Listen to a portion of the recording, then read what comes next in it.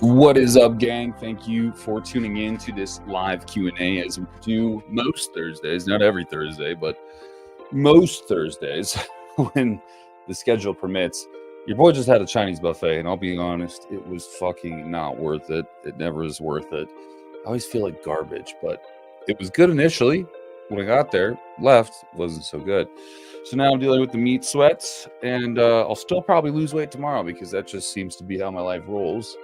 But my point with this live is, as I always say it is, which is to answer as many questions as you guys have as it relates to bodybuilding, fitness, health, and of course, pharmacology, because you know it, I know it, everyone knows it, all fitness influencers and bodybuilders are likely using some form of performance-enhancing drug.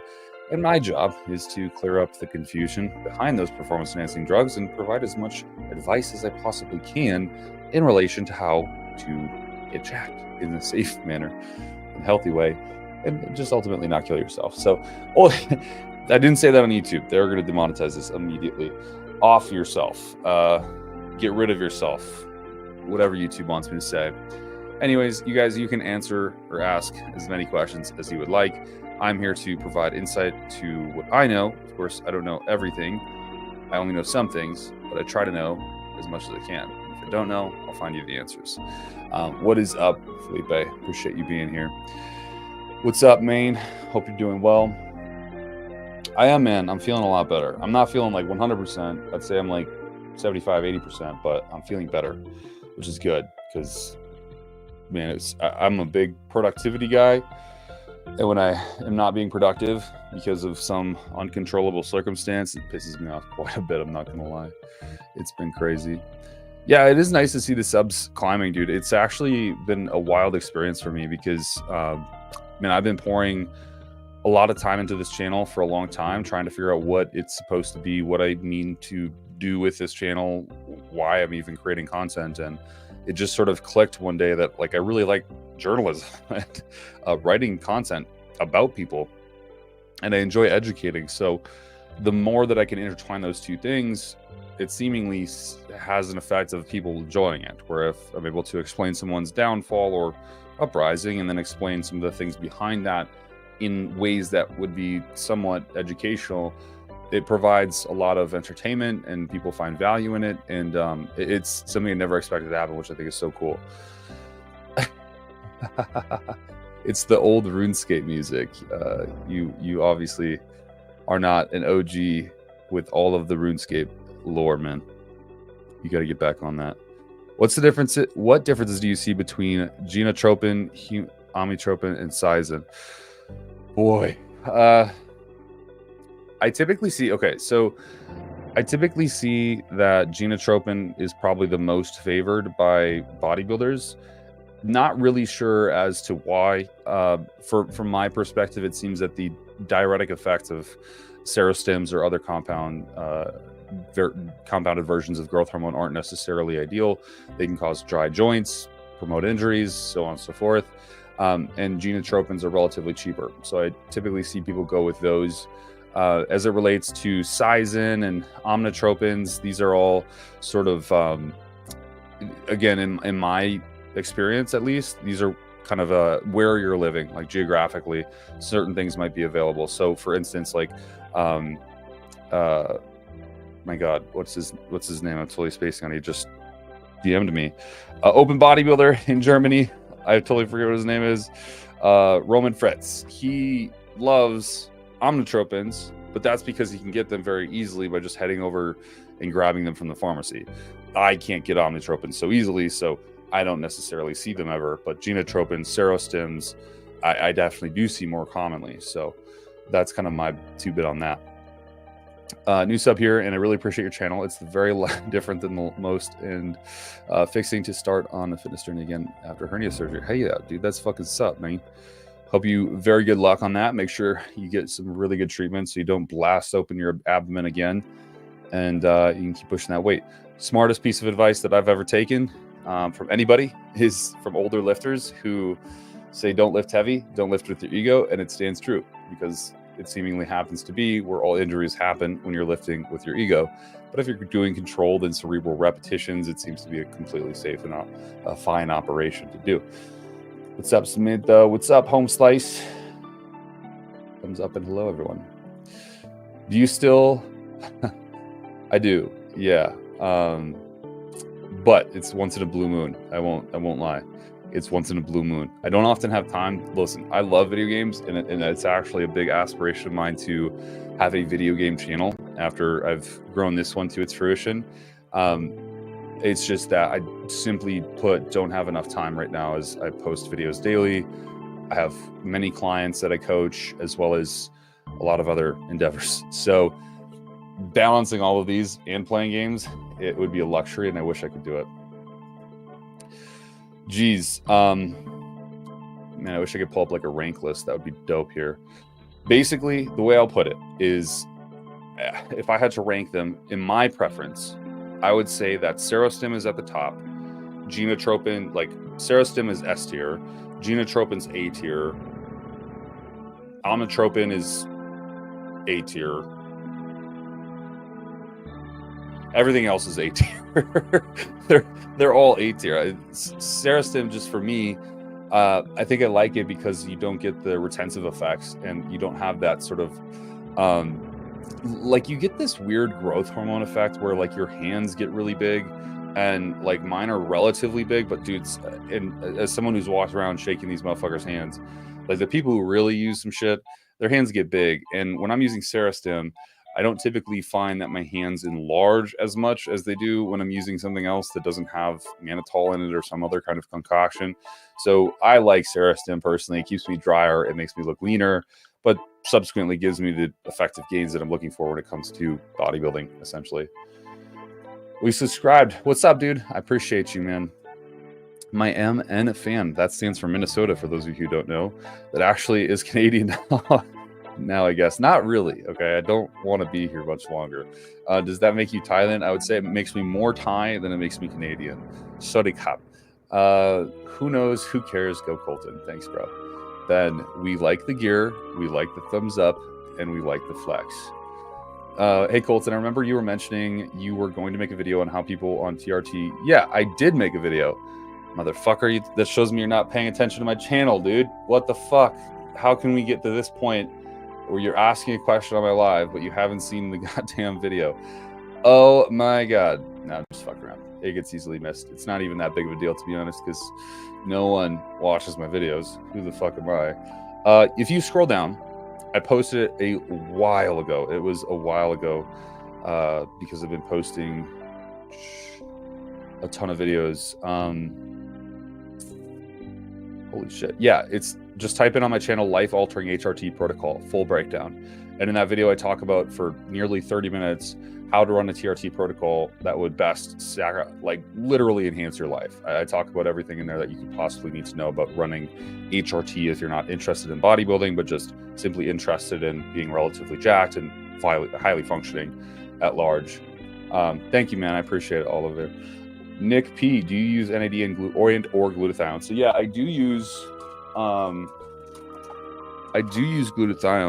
I actually love. Just let me dig through all my fucking glutathione here. Yeah, see, I love it. You can't see it, but it's there. Glutathione's my shit, man. I love glutathione. Really, really powerful compound. I'm actually gonna pin that shit tonight. Really powerful compound for when you're sick, when you need some sort of residual inflammatory response taken care of. Oftentimes they'll have people take it on a deload or on a peak week for a bodybuilding show or a strongman or powerlifter before their events, so they can just drop all that inflammatory response to the heavy training, heavy food intake, etc., and just cruise into the event, whatever that might be. As well as I think it's just great to combat any sort of sickness. NAD I do use. I rather prefer NAC though, just because it's an easier to resource and cheaper product with eventually the same endpoint. So I typically have people take N-acetylcysteine at like 2 grams per day, usually if possible split between morning and night. Charles D, greetings from Florida. Love the channel. Thank you, man. Welcome, brother. Welcome. Some Muppets in your comment section since John's covered. Yeah, dude, there's always Muppets in my comment section. I love them. I think everyone's great. Everyone's intelligent and has something to share, even if it's something not many of us want to hear. On average, during an off season, how do you program steps in cardio? On average. So I would do it like this. I always program cardio. Like any one of my clients, you can ask them, they're always doing cardio. How much varies on the season. So in the off season, what I try to have people do is move towards more high intensity, dynamic cardio. For example, I'll use myself. What I did today was I have a weighted sled at my gym, and I pushed and pulled that back and forth for 6 sets straight, like no break, panting, like fucking way out of breath, rest a little bit, do it again. And I'd repeat that usually 5 to 10 times. And that is my cardio. That is what I try to have most people do, whether it's the, weighted rope swings, whatever you want to call those, the battle ropes, the assault bike, running outside, like whatever it is, trying to get some sort of dynamic cardio in, hitting the heavy bag, to be honest, like jump roping. I think it's super critical, not just for a cardiovascular perspective, but also for like a neurological perspective, to not just shrink your brain into single movement patterns, allowing yourself to be a complex human being that can move through every kind of different movement pattern necessary. In terms of steps, I usually keep them at a minimum of 8,000 steps, just because the American Heart Institute very clearly has some awesome data, which shows that if you're, above 7,000, if you're going into the 8,000 and upwards, your risk of mortality drops off by 50%, which is just like an insane buff. Like, that's so crazy. I was playing a fucking video game and you're like, hey chief, here's a 50% buff for no reason. I'd be like, dope, dude. Like, the game just got that much better. That is why I try to keep the steps around 8,000, because we want that buff. Your latest video, coach, do more vlogs. I would love to. I just get a little bit worried because it's branching off the content that I normally do. And I do want to stay true to the content that people subscribe for, because ultimately, like, if I'm just making all wish-washy content, like, some of the people who subscribe just for commentary are going to be like, dude, what the fuck are you doing? Stay in your lane. And then it's like, oh, sorry, bro. I better stay in my lane. Just checking in from Dallas. What's up, bro? Training at the destination Dallas under Nick Bagley. Appreciate your content. Yeah, Nick's a great guy. Tell him I said what's up. We had an amazing back session one time, and he completely changed how I train my back for the rest of my life after that session. Really good guy. Really enjoy Nick and his presence in that gym. He's kind of a piece of the woodwork in there. Like, he's just part of the gym. I think it's super dope. While on gear, the sooner I start GH, the better. Yes, 1000%. It is highly advantageous because it preserves the need for more androgens. The growth hormone is quite innocuous because it doesn't have the negative consequences as higher doses of androgens would. We see historically on this channel many people who face sufferers and just obliterates themselves just because they took high doses of androgens, acne and all this bullshit, especially in women. When you can take growth hormone and have no residual side effects. You might have an elevated blood glucose, but if you're generally a healthy person, eating correctly, doing the training that you should be doing, all of these things, you shouldn't be experiencing an elevated blood glucose. I find that all too often people start a cycle on 500 milligrams of testosterone without even looking at a peptide. And if they likely just added 5 IUs of growth hormone to 200 milligrams of testosterone, they would have seen more of an amplitude of results than just the 500 milligrams of testosterone, with half or even a third of the total side effects. So in my mind, yes. Recently bought Clen. It's in dropper form. Geez, it's not the best, I'll be honest, because it's like, I don't even really think people understand what micrograms means. It's almost immeasurable by human perception. So the reason I don't like it in liquid is because things settle. The liquid settles. Even if you shake it up, who's to say that there's 20 micrograms in your one dropper? Why wouldn't there be 35 micrograms or 65 micrograms? Maybe you grab the most concentrated part of the bottle with your dropper and you have 100 micrograms when you only intended on dosing 40 micrograms. So I don't like it personally. I'll tell you that straight up. I just don't think it's a good idea. And I'm like sponsored by, a company that does droppers. I'm telling you this straight up. I would prefer you to get tablets, but if you had to take it, I would take it as early as possible in the morning. What I typically have people do is wake up about a half hour to an hour early, take it, go back to bed, wake up when they're supposed to wake up. By that time, it's fully in effect. You're ready to go for the day. But even more importantly, by the time you go to bed, it'll be completely out of your system, so that adrenergic response from clenbuterol or any beta-2 agonist or any beta agonist at all is going to be stimulating your energy, your adrenergic system while you're trying to go to bed. So taking it as early as possible, ideally before activity, and then right after you take it, going to do activity would be the best situation. Charles D, equipoise or deca to stack with test. What do you prefer, equipoise or deca to stack with test? I'm a big fan of equipoise. It's my favorite anabolic ever. To be honest, I love it so much. It just does so many great things for me in terms of vascularity, endurance, which I'm a big endurance guy. Like I fought Muay Thai. Like I love being able to perform at a high level outside of just what's happening in the gym. And so for me, I love it. I also have seen the most tangible results on it, I guess, that like are persistent beyond just the cycle. It's a personal preference, but I prefer equipoise. Chris Von Hoogerman. I started getting gyno from one cycle of LG4033. Does it mean that I should stay away from gear if I'm that sensitive to it? No. It just probably means that what you got was D-ball, not LG4033. Now, theoretically speaking, this compound should not be converting into estradiol, and actually should be stunting the amount of estradiol that your body has, just by cutting off endogenous supply of hormonal production. So what my belief is with reading this, because you shouldn't be converting into any more estrogen through taking it, is that you probably got D-ball in that little dropper, and it wasn't a SARM. That's my best guess. I don't know where you bought it from, but that would be almost 100%. Finasteride is killing my libido. Yeah, I'm very sorry for you, man. This is a tough situation. Do I get on TRT? That's a good option.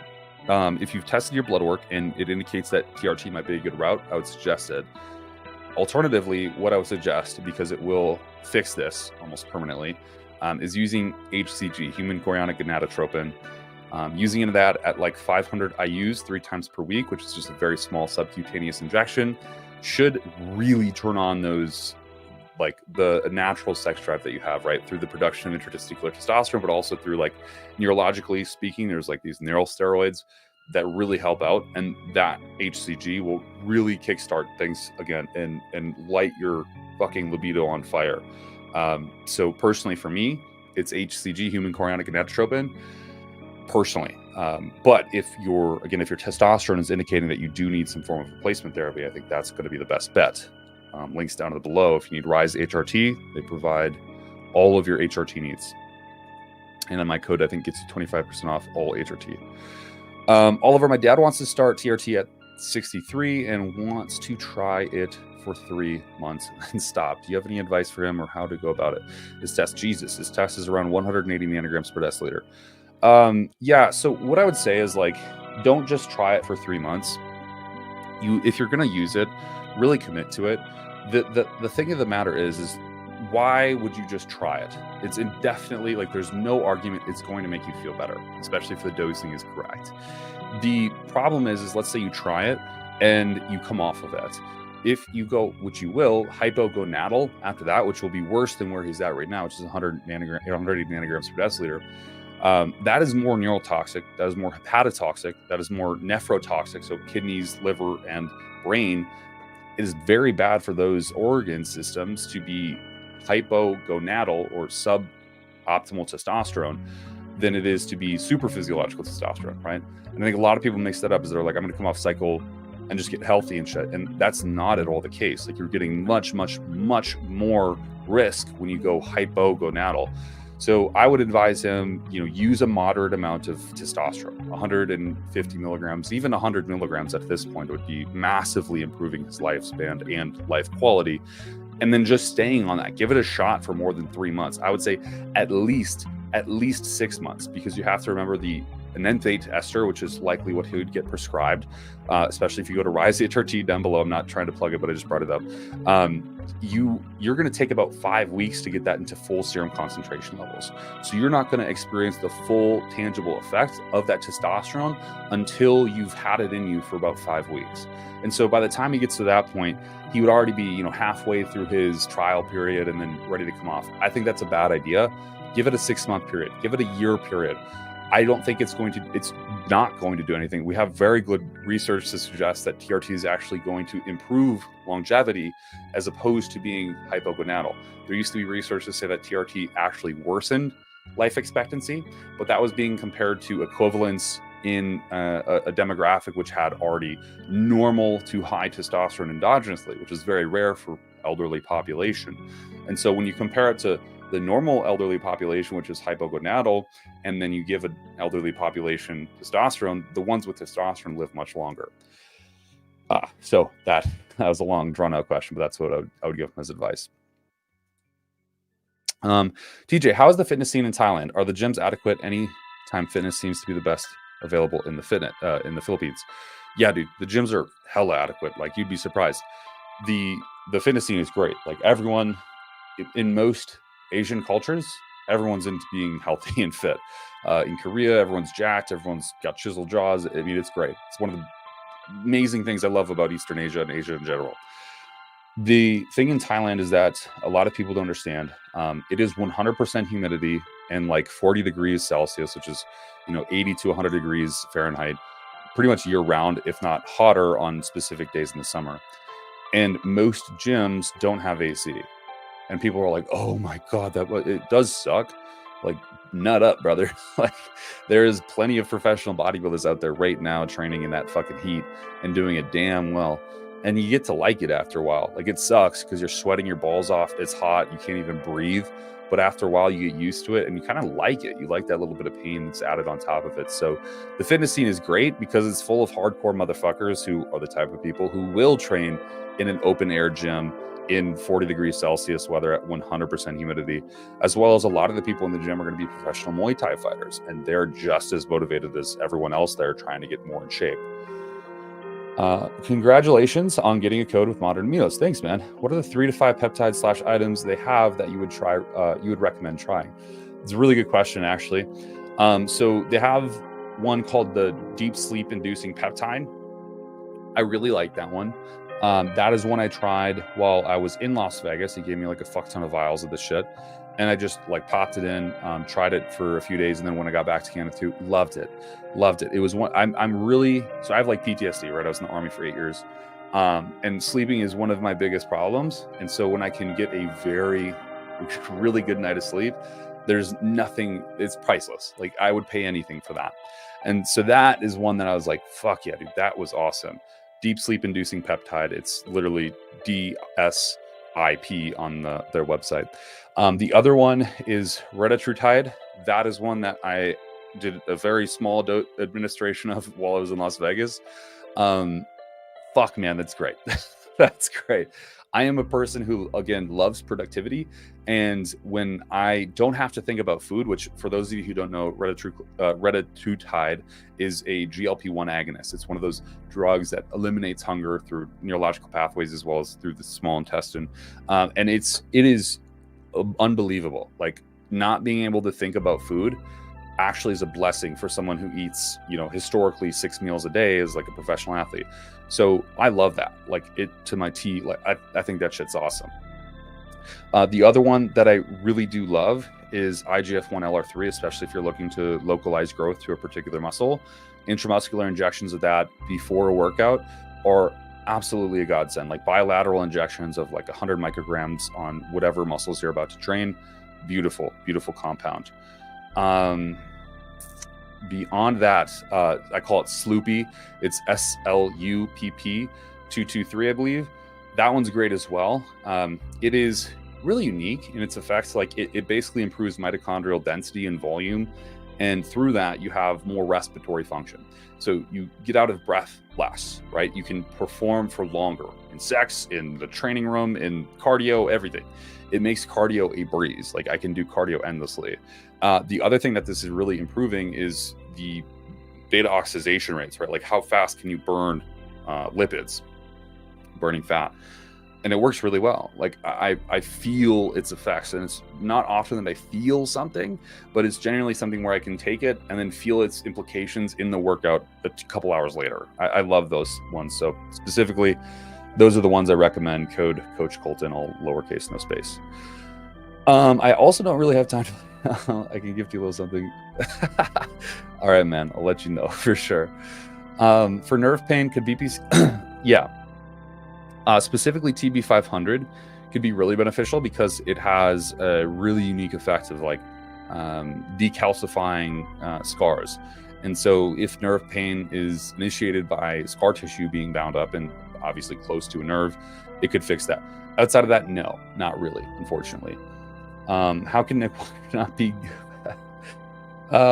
Look, Nick Walker is different. Okay, he's using doses that people would very clearly never use by choice.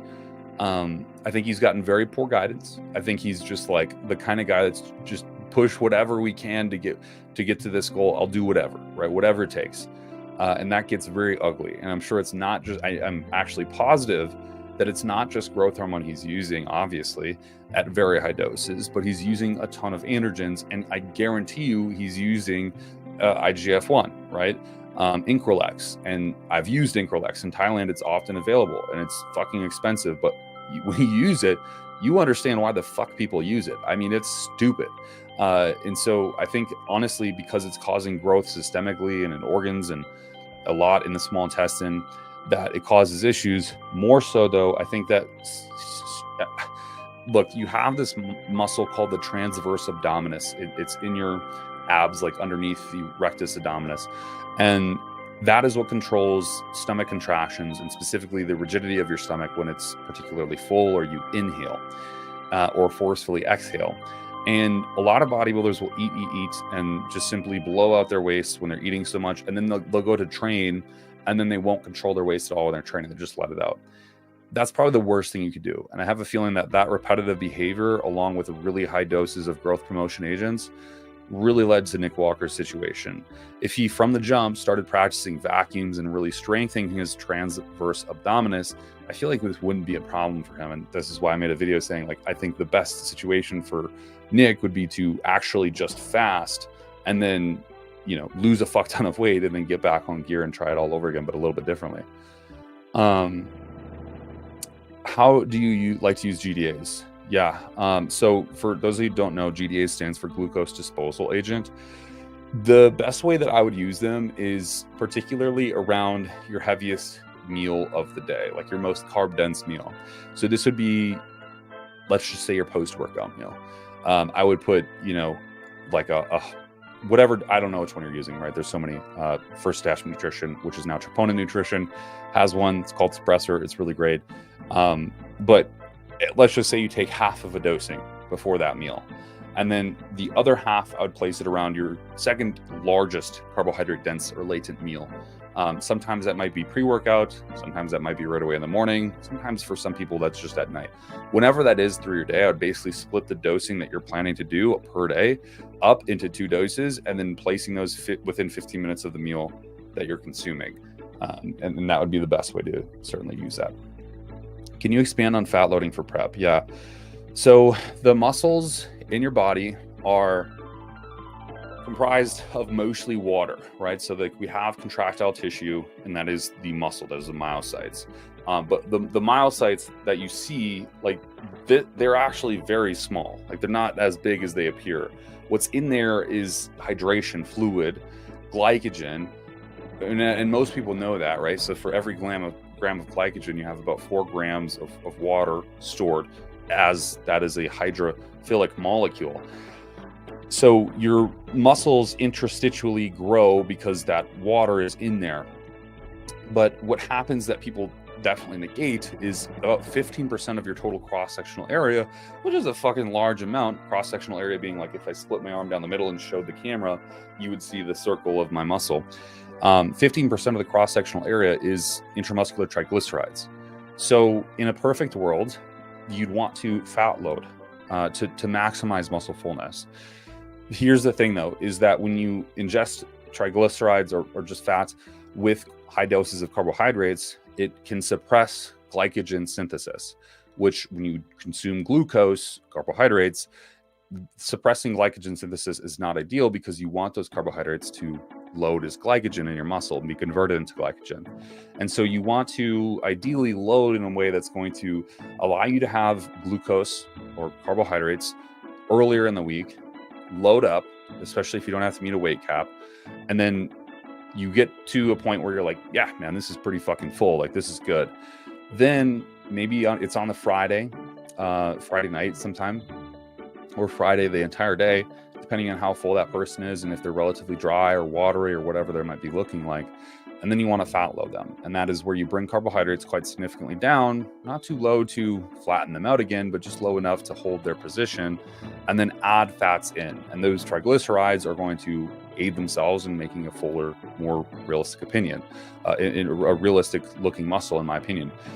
How you can know this is a lot of the pro coaches give their athletes like bullshit, like nut butter around the show window. They give them cheat meals like burgers and fries, and it's like donuts and cheesecakes, and like most of these things don't even have a lot of carbohydrates. They have more fats than carbohydrates, but they still look super vascular, super grainy, super full after eating them. Most of the time it's because they're mixing sodium, fats, and a bit of carbohydrates, and those fats help saturate the muscle, and that's just full stop what you want to do. I typically don't play with water or salt, but if I do, I'm usually, what I'm not doing is pulling water ever. I always keep water in. On Friday before the show, let's just say, I will have them have a cutoff for their water. So let's say they're drinking 5 liters of water per day. Their cutoff to the amount of water that they can drink, they're going to stop drinking water about 5 p.m. So at that time, we might dose a diuretic. We might dose a compound that would act as a diuretic, vitamin C, vitamin B12, niacin, something of this nature. And then wake up in the morning. By that time, we should know what time of day they have their best look with how many meals and how much water. We should have figured this out 2 weeks ago. Then we replicate that situation. That's it. That's all it is. Same foods, same protocol as it was a week ago. Like nothing changes. And a lot of my clients hate me for peak week because I'm like, dude, like just do the same shit. Like nothing changes. Go to the fucking gym, do your same, like don't change anything. I don't know why people decide to change so many things on peak week. So yeah, anyways. Opinions on short-acting esters versus long-acting testosterone, which is better? Well, it depends on what your goal is. It's contextual. So short-acting esters are better because you're simply going to get more milligram per milliliter. The molecular weight is significantly less in a short ester compound. So let's say you inject 100 milligrams, you're getting 90 something milligrams from that short ester compound because most of its weight isn't also the ester. Whereas like testosterone and enanthate, for example, a lot more of its weight per milligram is also the enanthate ester. And so when you inject 100 milligrams of that one, you're getting something like 80 or so milligrams of total testosterone. So that's one thing. If you really want to get this juice, the squeeze, right, use as much testosterone as you can, you would like to use a shorter ester. In a situation where you are in a show prep and you have to like change drugs really quickly to get a certain effect from the body, short esters are great because you don't have time to play with. They work really quick. So you can put something in, take something out, bada bing, bada boom. Most people, most often, most of the time, would work best with a long-acting ester. Something like enanthate would be the most preferable compound to use in most people's situations at almost all times, especially for TRT. Been trying trizepatide, gonna try Retta next. Man, I finally feel like a normal person appetite-wise. Since I started bodybuilding and developed crazy hunger post-show, can work. Yeah, dude, this is exactly how I feel. Like ever since my first bodybuilding show, where I really learned like what it was to be starving, it's just this feeling that doesn't escape. It's super weird. It's like this feeling that just doesn't escape you. And no matter where you are, how you're eating, you know, I can eat 3 meals a day, but like I'm fucking ravenous by the time each meal comes. Like I have to really work hard at eating only 3 meals a day. And that sounds crazy, but it's just like my body is so programmed to eating more. And when I can take a GLP-1 agonist, it's like all that stress just goes, and I just focus on being me, man. And that's the best thing ever. And I love it. Like it's honestly so relieving. Surf Club. What government agency does this guy work for? There's no way this guy's organic. I straight up am, dude. I'm just autistic. That's literally the only reason that I am like I am. Wait. Yeah, I mean, theoretically, yeah, technically. Sort of, kind of. TB 500. I feel like I stay in prep year round on Retta. Wonder how popular it'd be for amateur. Yeah, I agree. I think it should be something that amateur professionals or amateur bodybuilders use, because the biggest, I think the number one fuck up that most amateur bodybuilders experience is falling off of their diet. It's not necessarily like, you know, are they ready for a competition? It's just that they can't fucking get ready because they just simply can't.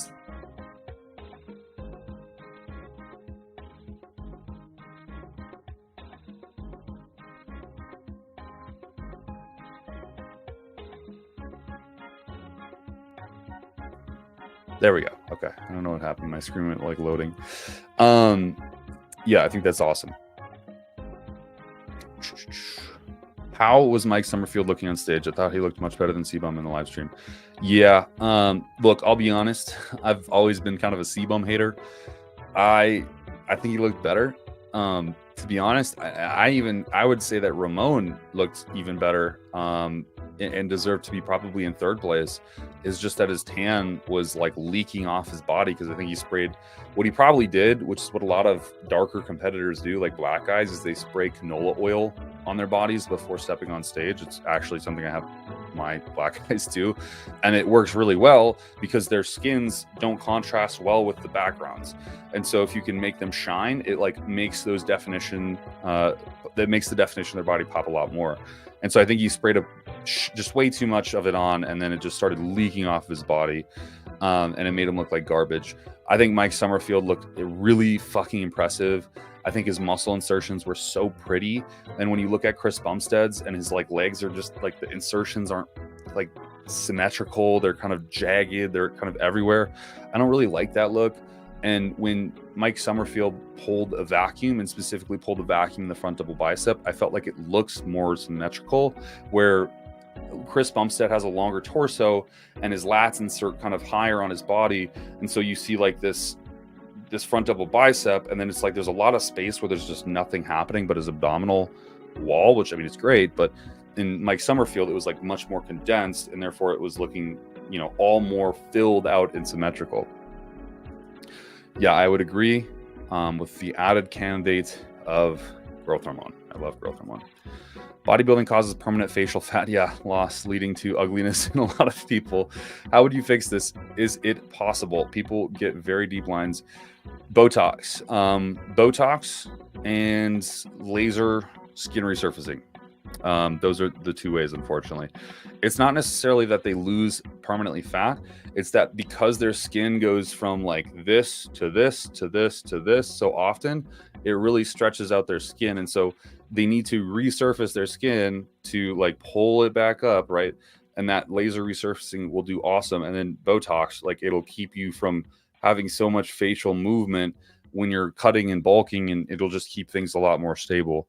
You can absolutely do it. It just takes work, and you have to get those. It's just part of the consequences of being super fucking lean, is you lose all that face fat, which keeps your skin elastic and also fills it out. And then when you lose it, it sinks down. But when you fill it back out, that stretched skin doesn't really come back up, and it takes some encouragement. It possibly can, man. I would say TB500 is more. Just look up the research on TB500. It's a lot more conducive to nerve type things. I would actually try something else. Cerebral lysin.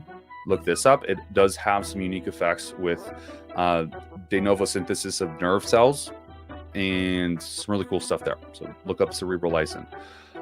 Is this game music? Yeah, it's fucking RuneScape, bro. It's RuneScape. About potential complications of this cholesterol, blood pressure. Yeah, dude, like you're going to have better blood pressure and better cholesterol if your body's metabolizing it, right? Like if your body's metabolizing lipids, you're going to have better lipids because that's what they're supposed to do. They're not just supposed to stay around in your body. What's going to give you that? A more active and fully functional body. How are you going to get that? More of the male hormone that you're meant to have as a male. It is going to fuel your metabolic rate. More importantly, cholesterol is irrelevant. Okay, this sounds like a case of a doctor who doesn't know what the hell he's talking about. Cholesterol isn't in the blood. Cholesterol never can exist in the blood because blood by nature is mostly plasma, which is mostly water. If you've ever put fat in water, they don't mix. They don't fit together. You don't just have a bunch of fat floating around your blood like, I don't know, depictions of this shit make you want to think. There's lipoproteins, and these lipoproteins are little proteins that wrap themselves around fats within your body. That is how fats transfer around. They can't go in the blood because they're hydrophobic. They don't work that way. But as soon as they're encapsulated in a lipoprotein, which is a protein, then they can move through the blood and be transported around the body.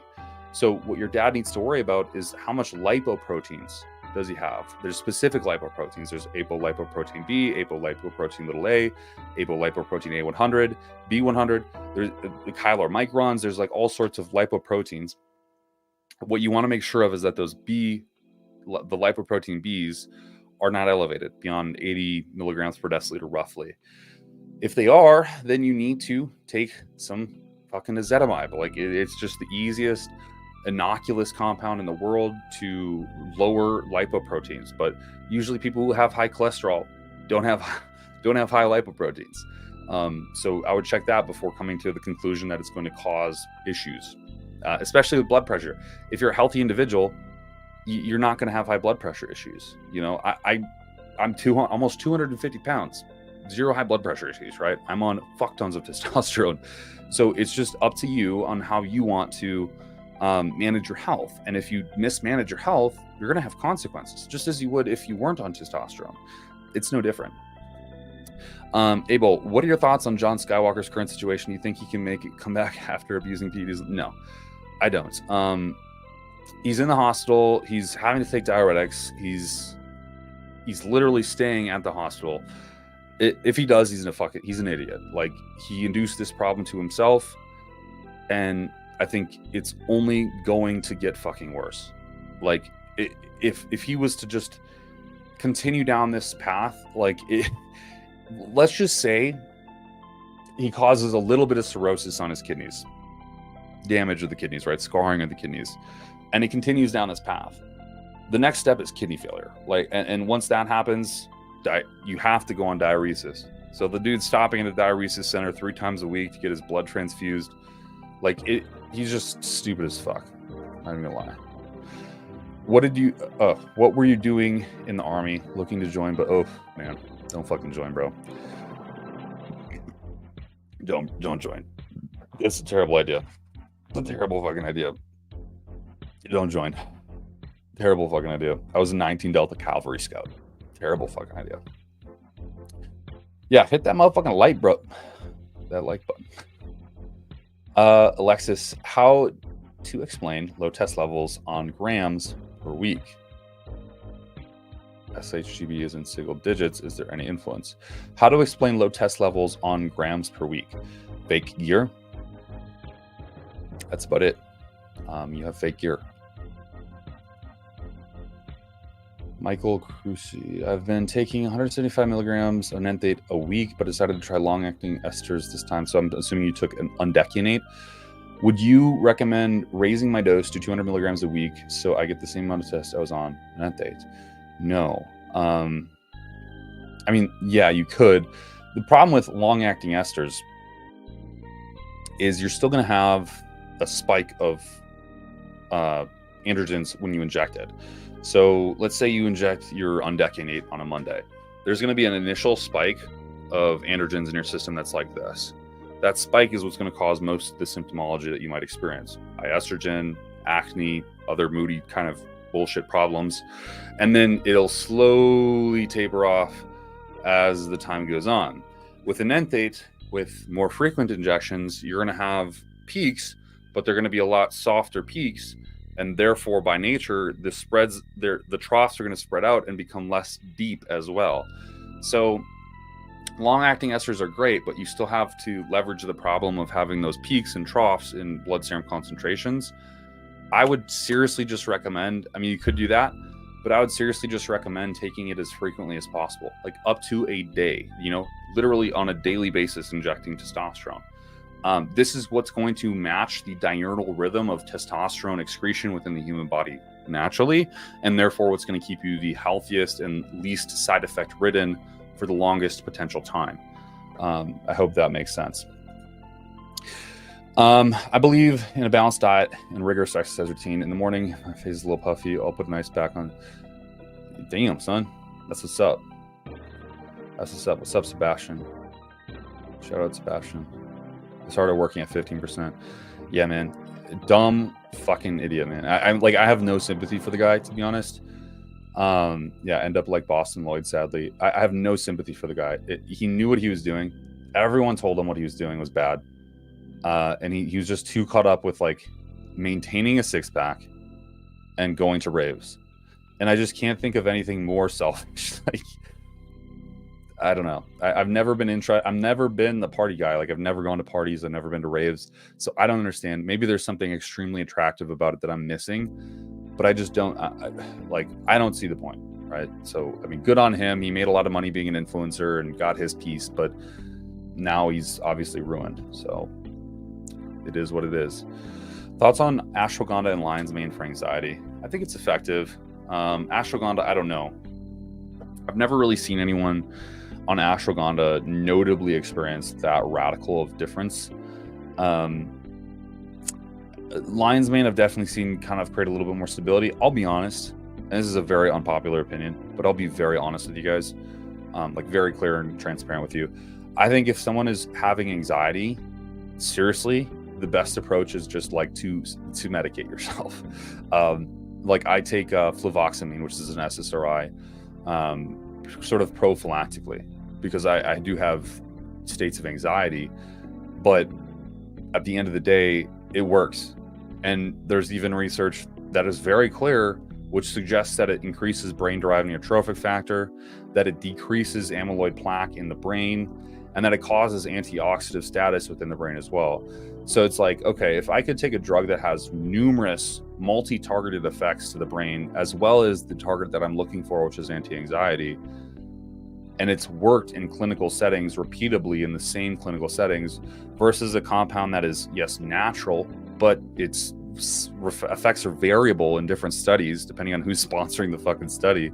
And at best, we can depend on a company being honest with us and supplying us a very legitimate product with no regulations. Yeah, I'm going to take the pharmaceutical product, man. That's just, in my opinion, what I'm going to do. That's what I'm going to do.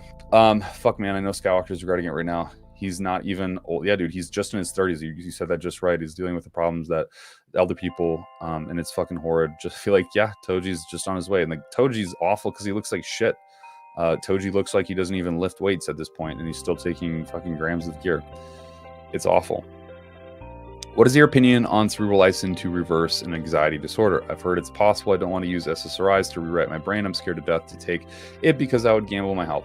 I understand that. I don't besmirch that opinion. I do think cerebral lysin is pretty powerful. The one thing that people tend to miss is that you need to put yourself into an environment which allows you to be...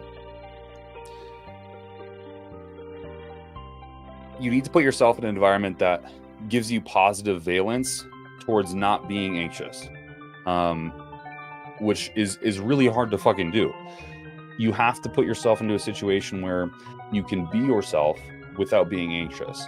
Because what's really rough with these drugs is that they cause neuroplasticity. So it's just a... Let's use a baby as a reference, right? Because this is really fucking important. If you put a baby in a room and you give him some kind of stimulus, let's say he listens to Beethoven, and then you feed him, that baby knows that when Beethoven comes on, he gets fed. He learns this. And now, a year later, you play Beethoven, but you don't have food. But for some reason, the kid still smiles and gets happy when he hears Beethoven. Then let's say you put on some heavy metal shit. Who the fuck knows whatever that is? Some screamo type music. A different baby in the room, still feed him when the music comes on. A year later, you play the same music, he gets happy for no reason. Even though the music sounds atrocious and scary and all sorts of shit. The positive valence is that kid, even though he's not currently getting the food when the music plays, still understands that the music is positive because he gets some kind of affirmation or can assign it with positive valence. The same is true about our own neuroplasticity. If you put yourself into a situation where you have positive valence to being non-anxious, you will deliver that to your later self. But putting yourself in that situation can be really hard. So what a lot of people do is they'll take nootropics in non-changed environments, thinking that they'll experience a change. For example, they might experience, they might take a nootropic in a setting where they're studying for something. But the only change they've made is taking the nootropic. They didn't change their environment. They didn't change the sounds that play. They didn't change the smell of the room. you have to create a novel environment that is clear and void of variation, that is unknown or known, for that neuroplasticity to really take place. And this is why it's so difficult to quote unquote reprogram the brain. So it theoretically would work because you are causing true neural development, but in the same breath, you have to sterilize and create a vacuum in your environment and find one that would conducively support you being non-anxious in almost all situations. So, yeah.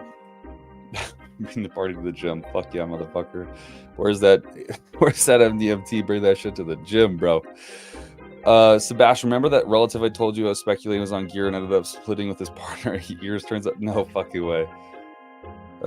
It's probably Trent. It's probably fucking Trent. Always divorce in the bottle, my friends. I was gonna say, yeah, Xanax, benzos, yeah. Toji's a pure drug addict. I agree. Yeah,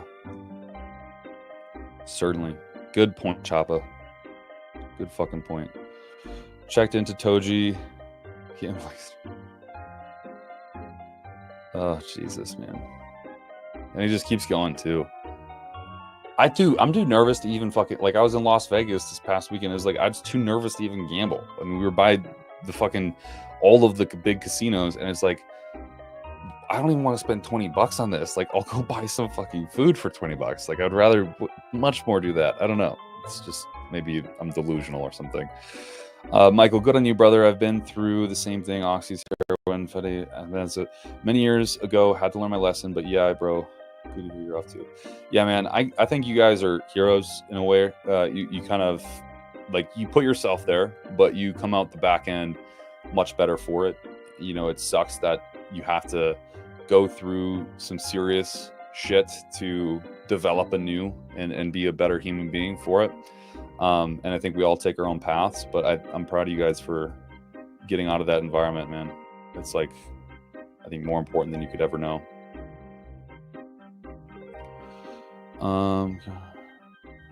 Hey, great job, man.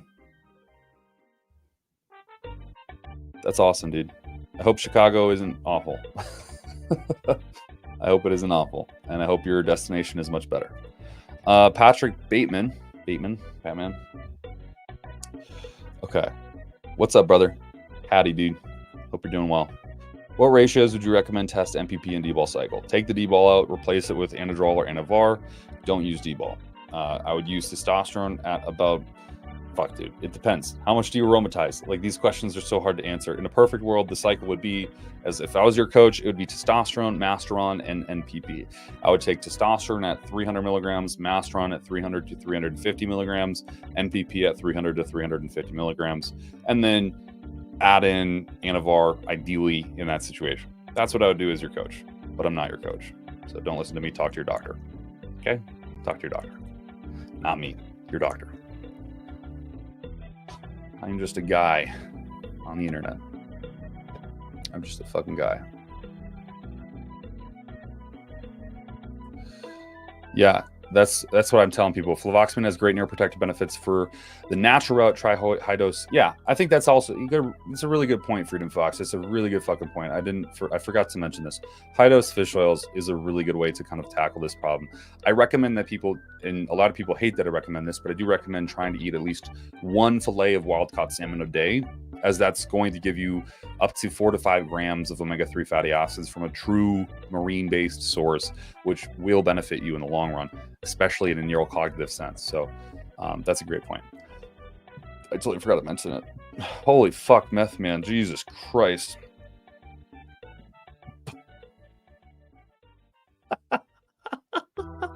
Oh my God, dude. Great. Man. Y'all are wild, bro. You got some fucking crazy stories up in this boy. Oh shit. Bailey, what's up, man? What's your lowest point in life and how did you make it through? We all go through shit and I think we forget how much hard times can change us. Jesus, dude. Okay. Fuck, man. All right. Trying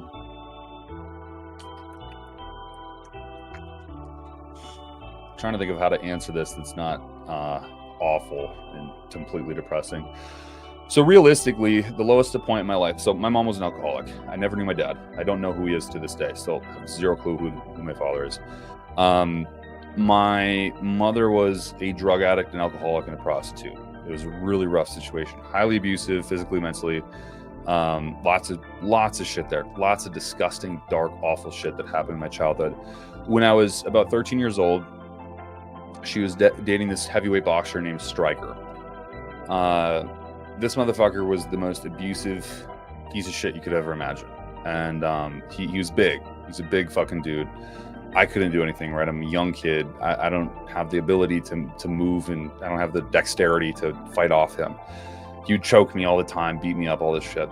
One night, after many nights of which when the cops came to the house, arresting my mother, she had 9 DUIs, believe that or not. She got arrested. He threw me out of a window, shattered the window. My body fell out of it. I was fucking nearly unconscious. He got arrested. I don't really remember what happened, but the cop pulled me into his car. I was in the back of his cop car. It was like 1 a.m., right? I had school the next day. Drove me to a police station. At the police station, Child Protective Services came and they wanted to talk to me. They talked to me, told me, hey, I'm not going back home. I was like, this all happened, mind you, in like 30 minutes, 45 minutes. So I'm a 13-year-old kid just saying, like, what the fuck is actually happening? And mind you, I still love my mom. Like, at that point in time, I hate her now, but like I loved her back then because she's my mom. Like, I don't know what's better or worse. All I know is she's a little bit fucking crazy and likes to drink booze. And so she's out of the picture. I get taken into custody by Child Protective Services, assigned a guardian, put into group homes. Fucking miserable situation. My aunt adopts me. Okay. Way later, after I'd been through some fucking awful shit in the group homes. During that period of time before the adoption, I had to go to court, and it was really fucking tough because I had to testify against my own mother. Keep in mind, I'm 13 years old, and I'm sitting up on a whole court, like a whole ass courtroom, what you see from the movies, testifying in front of everybody. My mother's lawyer, the defense attorney at the time, my government prescribed or whatever you want to call it attorney, and all that things. And so I had to testify her. And when you testify, you don't just tell your story. They show you evidence, and then you have to confirm or deny the evidence that they're showing you. And so my, attorney had to show me evidence that my family, my extended family provided, people like neighbors provided, which is, photos of me bruised, cut up, recordings of me getting beaten up, choked, video or voicemails, like butt dials where you can like hear me like getting pounded up in the background. I'm a kid, mind you, right? 12 some years old. I don't understand what this shit means, right? I just know that I don't like it, but it is what it is. Like, it's my mother. I don't understand that there's a difference between my mother and anybody else's mother. From my reality, I just think that this is how the world is. And so I'm testifying, yes, this happened.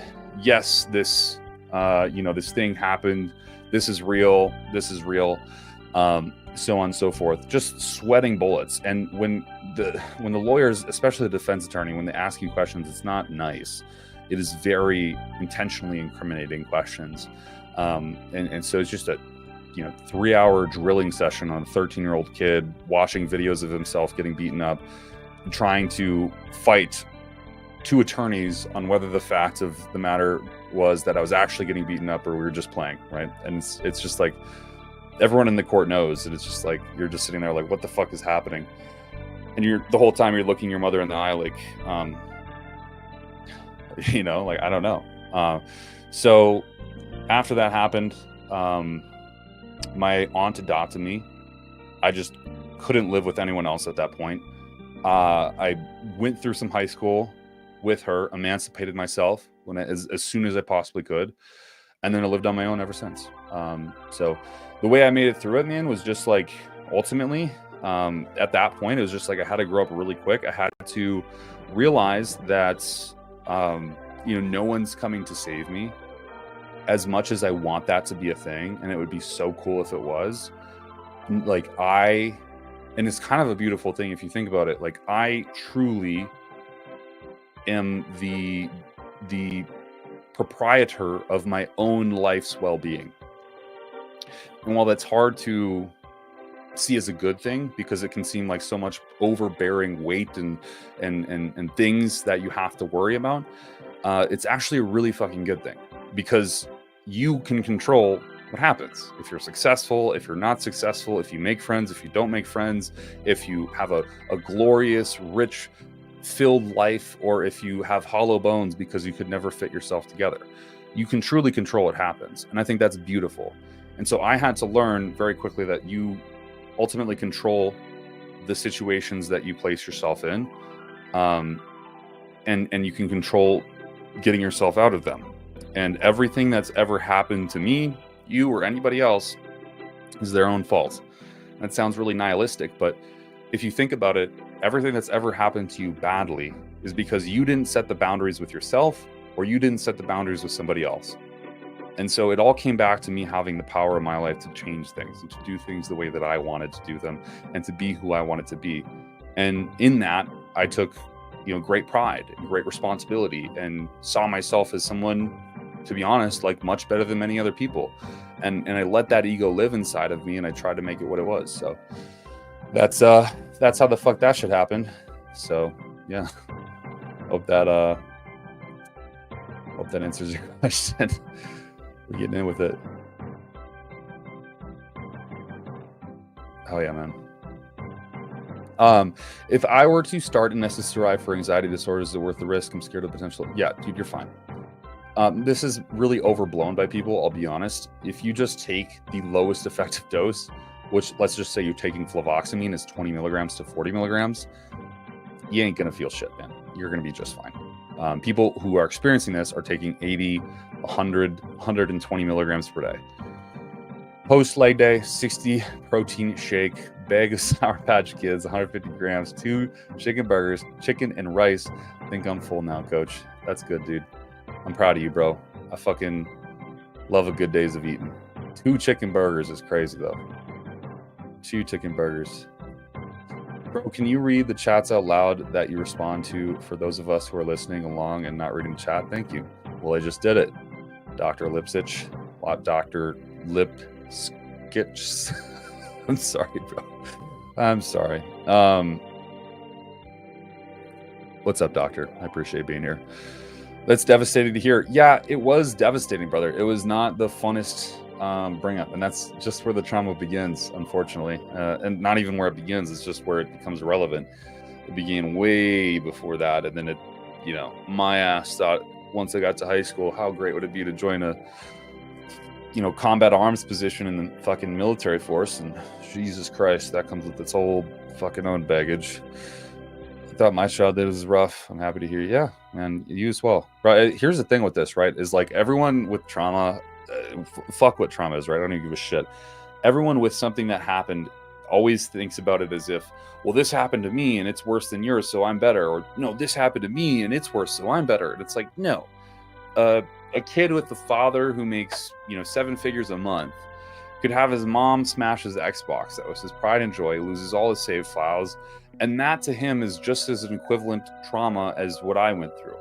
It's all a matter of perspective.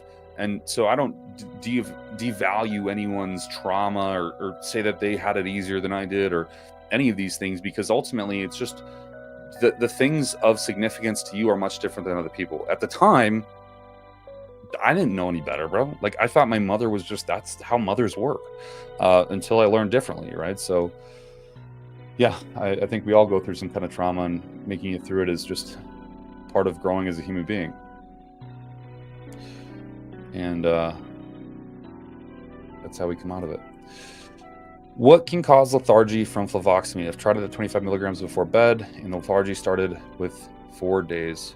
Up to 50 milligrams, 3 weeks, have the same issue, no positive benefits at all. Yeah, so this can be lack of the true neuromodulator depletion.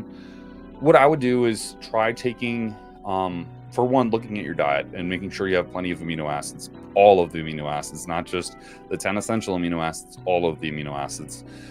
If you do, and you're still experiencing these side effects, I would take L-Dopa, which is basically like a version of dopamine. It's a legal version of dopamine, just to give your brain a little bit more footing to produce neuromodulators. I would also suggest dosing it in the morning and not at night. Typically, I find that actually dosing it at night can cause people to have more lethargia than in the morning. And even more so, what I would recommend trying after that is just dosing it every other day as opposed to every day. So that's what I would recommend. Having lived through this, I know you wanted to mention heaps, but just one day, is there any sort of ideology that you think about? Sorry, I should read this out loud for Dr. What's his name? I'm sorry, Dr. Lips. Can I call you Dr. Lipstick? Because that's just easy for me. I still respect your title. Having lived through this, and I know you've mentioned wanting heaps of kids one day, is there any sort of ideology that you think strongly when it comes to raising them in contrast to all this? Oh yeah, dude. For sure. Like, the way that I think about raising kids is much different than anybody else I've ever talked to. And it's probably not the best, right? Like, I'll be honest, it's probably not what most people would say is like the great way of raising a child, but like, I want them to make their mistakes and feel them too. I don't want to control them whether they can or cannot make mistakes. I want them to be able to make those mistakes. And then as soon as they make those mistakes and they feel the repercussions of those mistakes, that's where I'll come in as a parent and say, hey, what did you feel? How do you feel now? Did you like that? Did you hate that? Here's what I think. Here's my perspective. What do you think we should do moving forward? That's great. Here's what I think. And just try to be open and discussing things that this person is going through, as opposed to oppressing them through my own domain of parenthood, right? Like, I don't want to be the guy who's like, you need to be doing this, and I want you to make this career for yourself, and you can't do this, you can't do that, but you can do this. Just live your life. I'll be here. I'll put the fucking bowling bumpers up so you can't go too far left or too far right, but I'll be here. And when you make a mistake, I'm going to be there to support you, and we'll walk through it. And I'm not going to be the guy that's like, do this, only do this, right? Or don't do that. I'm just going to be the guy that's sitting there with his hands crossed, like, cool, man, I've got tons of wisdom. I've been through some horrible shit. I've been through some great shit. Here's what I think. I'll be honest. I'm not the expert of life, but I'm sure not a dumbass either. And you know what? Take it as they will. I'm also really big on this, for kind of out of context, but I never want my kid to have birthday cakes. I never want him to have birthday cakes. If it's his birthday, I don't think we should idolize birthdays with sweet things and bullshit presents. Like, it just is such a negative valence in my mind. Like, let's give a person really shit food as a celebration. Rather, what if I gave him like the most expensive Wagyu steak on his birthday? And then he would associate, or her birthday, then he would associate birthdays, positively assigning these with healthier foods that were really hearty and good for him. And then instead of, giving him birthday presents that are showering him with useless shit that he's going to drop 6 months later, I talk about we go on experiences. Hey, motherfucker, psych, it's your birthday. We're going to Venezuela for a week and getting fucking Ebola and then coming back and fixing that shit. Like, that's what I'm going to do as a parent. Anyways, done with that. Yeah.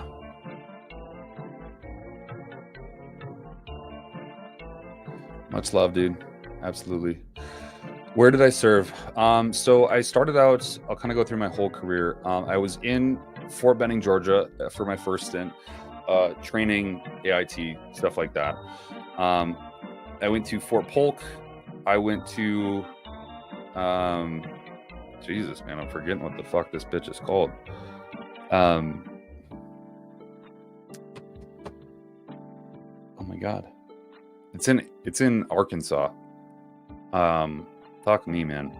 Anyways, overseas, I went to Norway. We did cross training with the Norwegian military a lot. I went to Canada, which I'm on here right now. We did cross training with the Canadian Army a lot. We did go to Djibouti, Africa. And that was the most of it.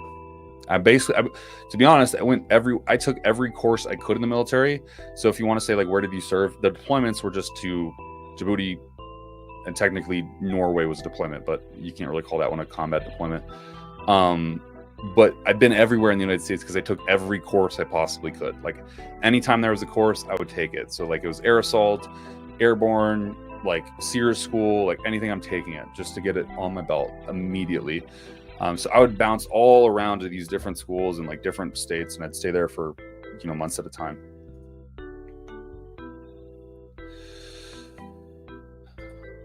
Thanks, bro. I appreciate that.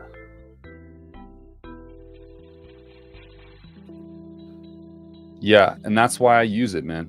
That's exactly why I use it.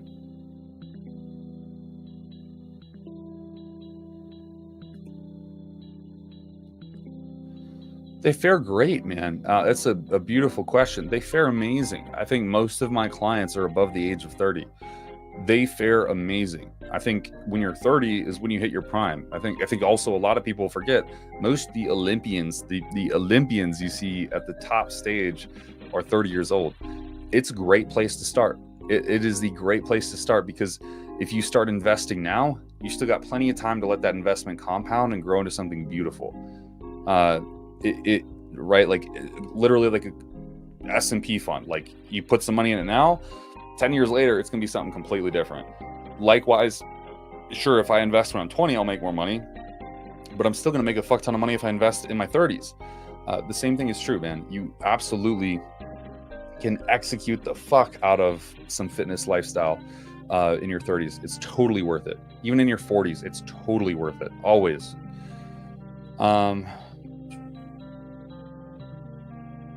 Cialis and Viagra as a pre-workout. What are your thoughts on Cialis/Viagra as a pre-workout pump? Love it. Take it every day.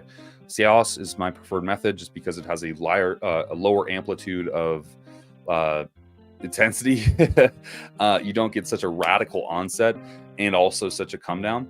With Cialis, it's kind of a day-long thing. You get great boners for sex, but you also get great pumps in the gym. I love it. I think Cialis is one of the best things. Also, Cialis has been shown to be more effective than some SSRIs in treatment for antidepressants. So because of its ability to increase blood flow, it also creates a fully functioning capillaries in the brain, and this can cause greater degrees of what we call Jesus Christ, glymphatic filtration, and that's good. Great for the brain. Yeah, man, I would have loved to. I actually really wanted to, but also I didn't want to. I'm really autistic, brother. Like, I don't like to confine myself into one space. From personal experience, if you're using Cialis daily, you want really to feel it suddenly explode your veins. It becomes a bit more of a permanent buff sort of thing. Yeah, it's like a passive that you just throw on your character and let sit. Viagra is like a potion you just slam down and it lasts for a bit. And I prefer those passives way more than I prefer the intermittent potions. Evening, brother. Twisted titanium. Fuck me. I totally realized that. No. Son of a bitch. That got me. Starting to get your body in shape in your 30s isn't too late is the thing what you're saying. I started back when I was 42, almost 50. Pick is current. You just got to pace yourself and keep pushing daily. Yeah, motherfucker, look at that goddamn pick, brother. Grainy, shredded, vascular, huge titties. The bay pillows are filled to the max. Belly button and all. I get it. Shit. I can't believe I fucking forgot that, dude. Yeah, man, I think it's so important. Like, it's such a sad reality that it's just kind of it's just this like information tunnel of shit food, and it just gets so perpetuated even in schools. If you go to Korea, Japan, even Thailand, and look at their school lunches, dude, you're just like, oh my god. Like, they're crafting superhumans over here, and we're just crafting obese TikTok fiends. It's crazy. To be honest, the way you're explaining it, a lot younger parents sound like they're going about things the same way, except their kids will turn out totally different to yours, if you know what I'm pointing at. Yeah, I definitely do.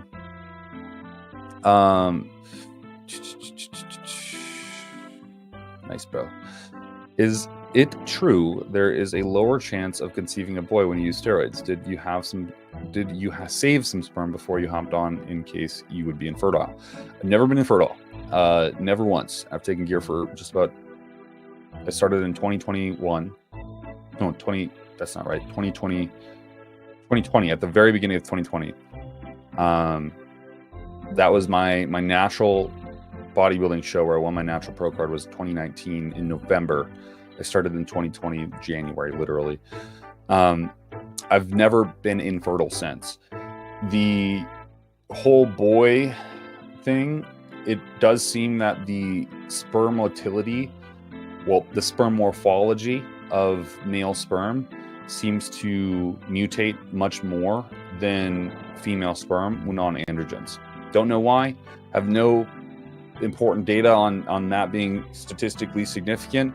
It was pointed out in one study and everyone just kind of took with it and ran because it seems to be fucking true, because on a reoccurring basis, everyone I've ever known who's gotten someone pregnant, it's been a female when they're on steroids. Everyone, every client, every friend, every person I've seen on the internet, it just seems to be a reoccurring motherfucking trend.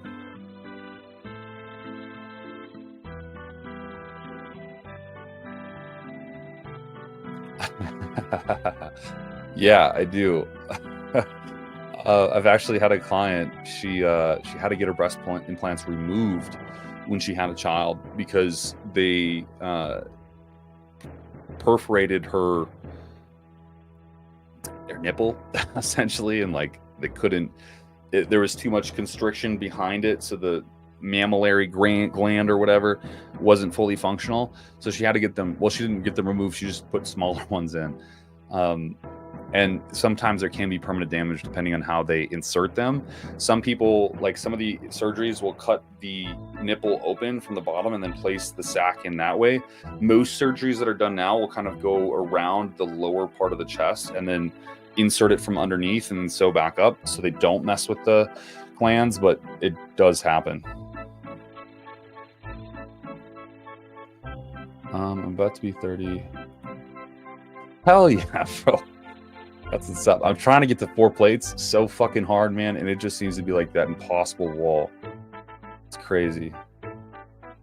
For real, dude. You got to realize, like, and I get it, man. I have this existential crisis every time my birthday comes around, but like, you got to realize 30 is less than, like, you still have more than you've been alive to live. So like, if I'm 30, I likely have in a really good situation, like, not even a really good, an okay situation, I likely have 45 more years to live. Like, that's crazy. Like, I have all of my life and then some to live again. It's kind of cool to think about. Yeah, I like polytherapy with these. I like taking ezetimibe and rovastatin. Personally, if you have really, really bad lipids, more so specifically lipoproteins, usually I do find that ezetimibe takes it away completely. Like, it just handles the issue completely. Usually lipoprotein Bs drop way down, lipids drop way down, and cholesterol drops way down. Yeah, likewise. It keeps my blood pressure really nominal.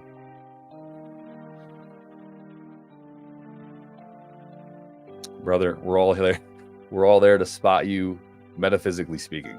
I'll be thinking about you when that time comes, and if I do have such a power to be so spiritual as to grab that bar from your chest as you begin to die, I'll do it.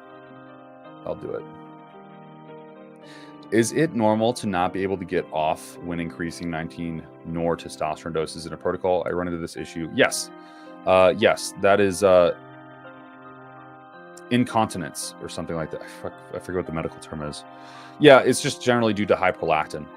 You have to take either take P5P at about 200 to 400 milligrams twice a day and do that for about a week, see what happens, or you're going to have to just either lower the doses of 19-nors or just take cabergoline, which I don't recommend, which is a dopamine agonist. But yeah, your prolactin is just too high. That's what that means. Yeah, like it is kind of a it is kind of a buff. Like you can just sort of push that shit all night and it goes hard as fuck. But the receiving end might not appreciate it as much. It might after a bit get old, and then you just kind of feel blue balled, and you're just like, you put in all this fucking thrusting work, you're sweating your tits off, and then you're like, what the fuck was this all for? I didn't even get it busted, bro. What the fuck? I've been hearing a lot of bodybuilders use T3, T4 year-round. Jewett, Stefan's guys like low-dose T3, for example, to not shut down thyroid, but to assist with the help with thyroid recovery after that. If you add T3, you're going to shut down your thyroid. T4, on the other hand, will help with the recovery of thyroid after a diet. Now, just to be very clear, John Jewett needs thyroid hormones because his endogenous system does not produce them anymore after all of the thyroid supplementation he's done. He needs them. It's not an option. T3, I would not use year-round. This is something I would very exclusively isolate to a cutting window when all other levels have already been pulled. So like if I'm prepping someone for 20 weeks, that might be something we pull at the last 4 weeks. But that's it. Like we're not touching it outside of that. T4 is a different story because it's the non-active form of thyroid hormone, and thyroxine can be converted into T3. And so as long as you have the, parent hormone, you don't need to be submitting yourself to the direct hormone, because that's where you can really cause some fuck up issues. You do want to use T4 because when the body begins to grow at rapid rates, your thyroid mechanistically needs to increase. It needs to increase the metabolic function of your body because more shit needs to be metabolized. That will increase TSH, thyroid stimulating hormone. That will cause the thyroid gland to grow. When it grows, you have more of a propensity to develop thyroid cancers. And so taking T4 year-round can prevent this from happening. And really well, too. It can keep TSH in the single digits or below 1, which is what you typically want to avoid any sort of cancerous growths or polyps. Bro, it was written and sang by Boston's mom. That shit was everyone was clapping in that, dude. Everyone was clapping in the VIP thing when they're talking to him. They're like, he's like, how was that song? And I'm like, what the fuck was that, dude? Like, who are you trying to appeal to? 80-year-old men? And everyone's like, yeah, dude, that was fucking sick. And I'm like, what the fuck was... Yuck, dude. Yuck. It wasn't cool at all. Yuck. That's damn right.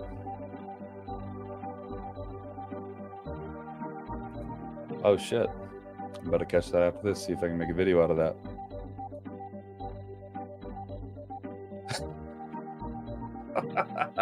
That's a dream, dude. That's a fucking dream. Yeah, bro, that's crazy. That's a dream.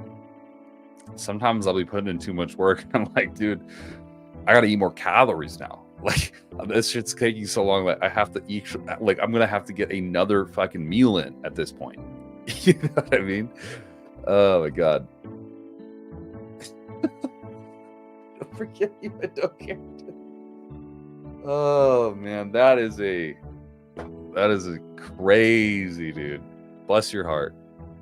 You're a soldier. You're a soldier, scarred and bruised and fucking battered, tatted up, twisted fingers, fucked up, muddied up face, just in the shit, in the trenches. Because I ain't there, bro. Not me. Not me. Look, I'm all about being a giver, but you got to be a taker. You got to fill your own cup at some points, you know. Yeah, that's definitely a prolactin issue, bro. I'm thinking that LGD cycle was not LGD. I'm very very certain on that. Wait, so I'm supposed to be getting T3 or T4 for replacement last time you said? Well, yeah, I shouldn't speak in objectivity. Wait, so I'm supposed to be getting T3 or T4 for replacement purposes? Last time you said based on my bloods, T3 makes more sense. Yeah, so like, okay, so in a cutting situation, T3 makes more sense because in application, if you're using T3, you don't need to backlog the parent hormone. because you're getting enough of the metabolized hormone. And the problem is with the 3 different deodoinase enzymes, D1, D2, D3, T4 will deodinize into either T3 or reverse T3. Reverse T3 is inhibitory to thyroid's function. It binds to the receptor site for thyroid and blocks actual thyroid from binding to the site and then therefore NATing your metabolism. And so if you take a bunch of T4, especially in a cutting phase, and you already, let's say, have a decent T4, you're going to increase that T4 to a point in which a lot of the conversion might go into reverse T3, and therefore you're inhibiting natural thyroid function. So in that case, I would actually have someone, especially if they need to lose weight quickly or recomposition quickly, just use T3, because then we're not risking the chances of having a really high conversion into reverse T3, especially when stress is high, which is what increases, like cortisol and hypercortisolemia increases deodoinase enzyme 2, which is the one that converts T4 into T3, reverse T3. I'm definitely going to just put T3 in. So, hey, what's up, homie? I appreciate you. Don't knock. Man, go to Thailand. Just go to Thailand. That's all I ever got to say to anybody. Oh, damn. What's up, Just Beige? It's been a minute, dude. Hit the like and sub if you haven't already. Channel's growing like crazy. That's what's up, man. Absolutely. I appreciate. I feel like I need to be like, you know, playing video games or some shit while I'm talking to you guys, just so you have more to look at than my fucking face. How do you feel about using Masteron for a bulk? Oh, dude, I love it. Like 700 milligrams of test, 1,000 milligrams of Masteron, 300 milligrams of MPP. My best cycle ever, where I grew the most. Granted, there was other things in the mix, like massive doses of growth hormone insulin, but it was 300 milligrams of testosterone, 300 milligrams of Masteron, and 300 milligrams of NPP. Best fucking cycle I've ever had. I think Masteron's great. I think Prima One might be a little bit better in terms of nitrogen retention, but I think the difference is so statistically insignificant that pick one, run the gear as high as you can tolerate it, and fucking push. I think Masteron's great. If you want a ton of side effects, run some other shit. But I don't think any of us want tons of side effects, and so it just makes more sense. Jesus Christ. You didn't self-obliterate. That's great. Dare I ask, on a scale of 1 to 10, what was this particular creature?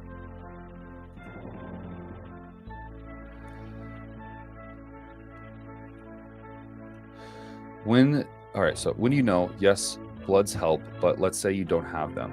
What are the signs it's time to back off on a cycle? You add food, nothing. You add gear, nothing. I think that's a really great proxy. I would say it's, okay, is your blood pressure stable? Because these are the easy ones to measure. Is your blood pressure stable?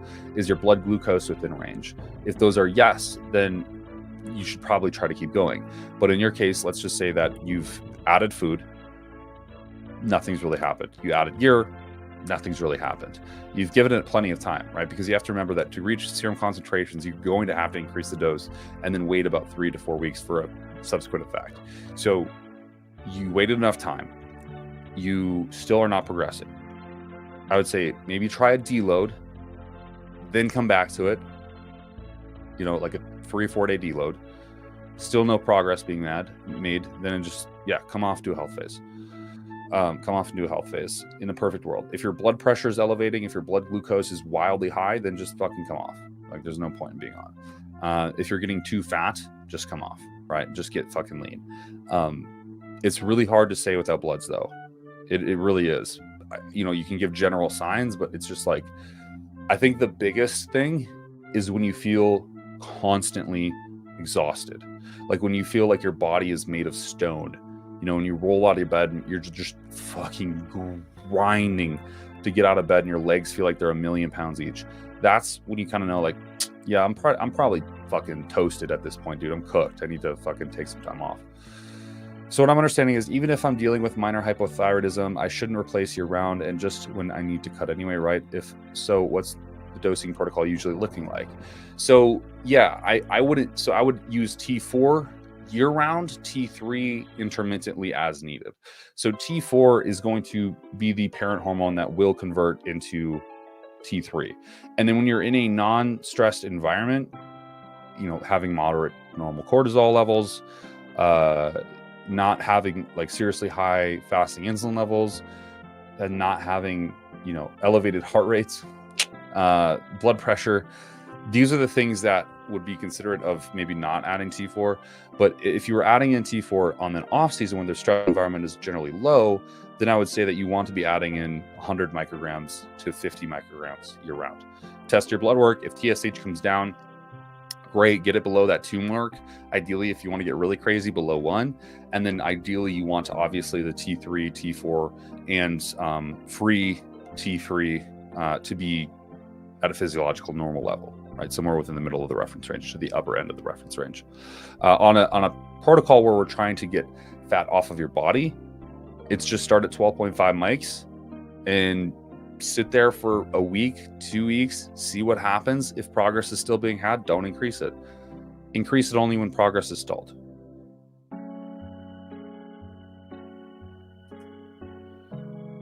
When testing magnesium, which one do you use, regular or RBC? When testing magnesium,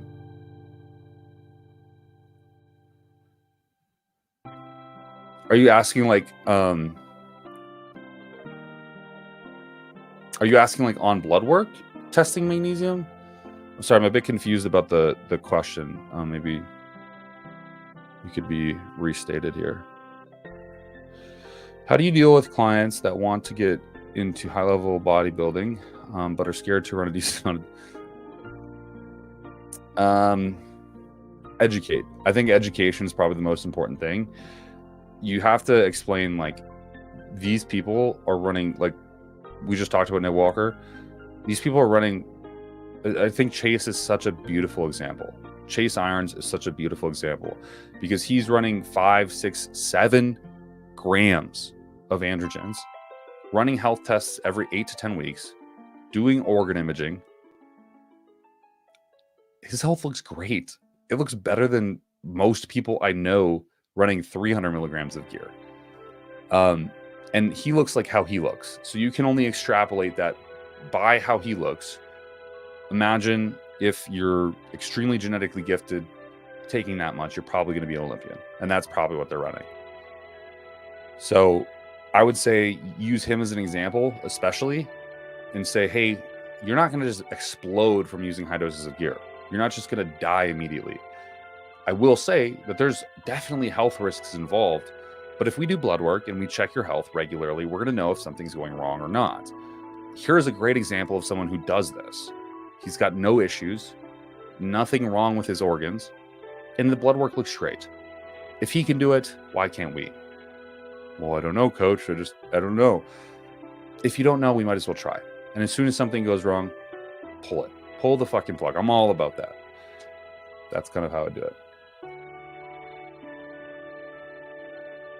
Ah, interesting. Thank you for returning. I appreciate that. Last live, you said my feeling weak might not be low E2, so I tested to keep up. Yeah. Yikes, brother. Shoot me a DM because it's just like I would love to help. This is a complex topic, so if you need more help, I'm happy to help. Take more magnesium. How to increase low ALP on blood work. Take more magnesium.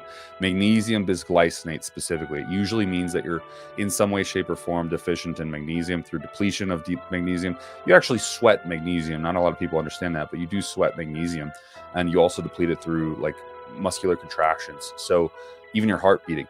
So usually it's just increasing your magnesium intake will take care of the ALP on lab work.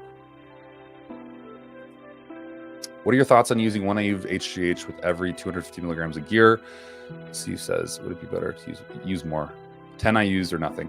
It's at the point now where I'm just telling my clients, 10 IUs, look, take as much gear as you can afford.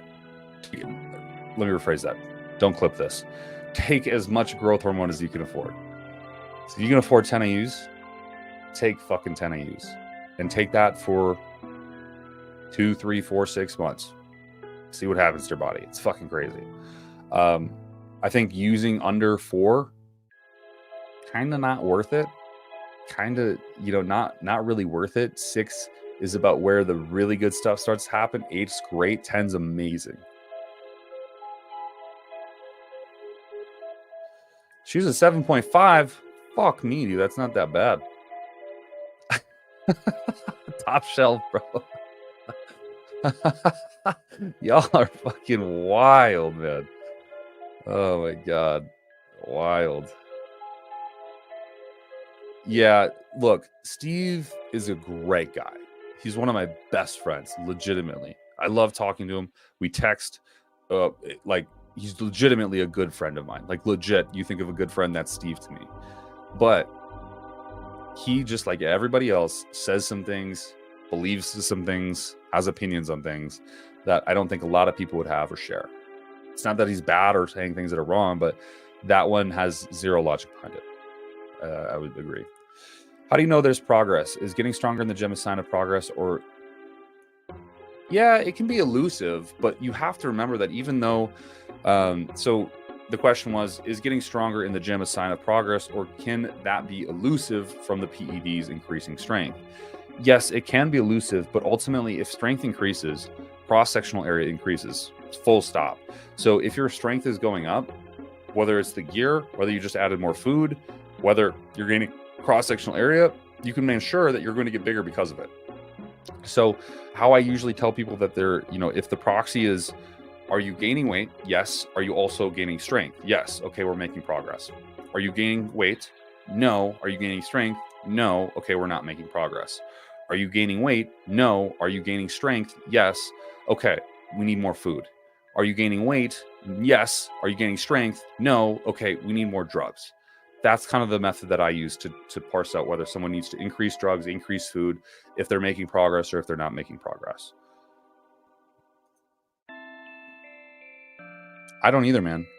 I don't either. Like, I sweat more at home talking on these fucking lives. I have like pity sweat right now than I do fucking at the gym. I rarely sweat. So, and this could be just due to adaptations, right? You actually do, through doing more exercise, adapt to sweat more.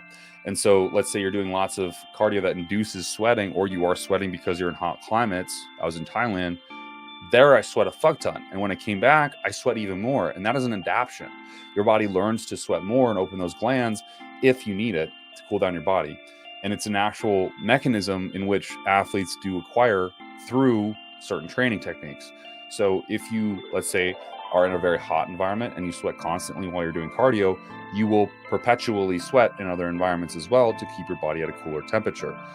That's not going to happen at most cases, because ultimately most people train in AC and they train in environments that are temperature controlled.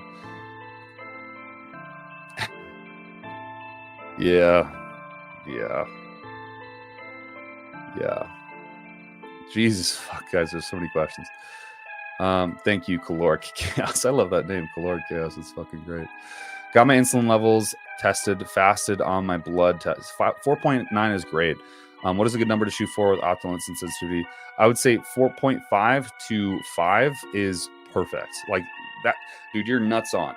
And that is like hard to achieve for a lot of people. I think most people on average are around 5.3 to 5.5.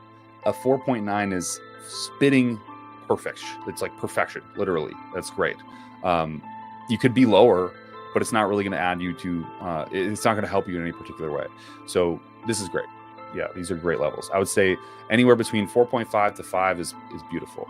Some people get down to the 3s, which is like keto dieting and shit. I don't think that's realistic for most people. Yeah, I agree with this. Stronger and taking weekly measurements and slowing seeing tape measurements grow. Yeah, I think that's also really important. It's something I actually used to have all my clients do until it just became such a hassle to convince clients to do it. But if you measure your waist, your shoulder circumference, your arm and leg circumference, you can really tell what's happening. So let's say like your waist maintains size. Son of a bitch, we've been talking so long, my camera died. Let's say your waist maintains its size and you your arms get drastically bigger, like a half an inch bigger over a 3-week span, you know you're making really good progress.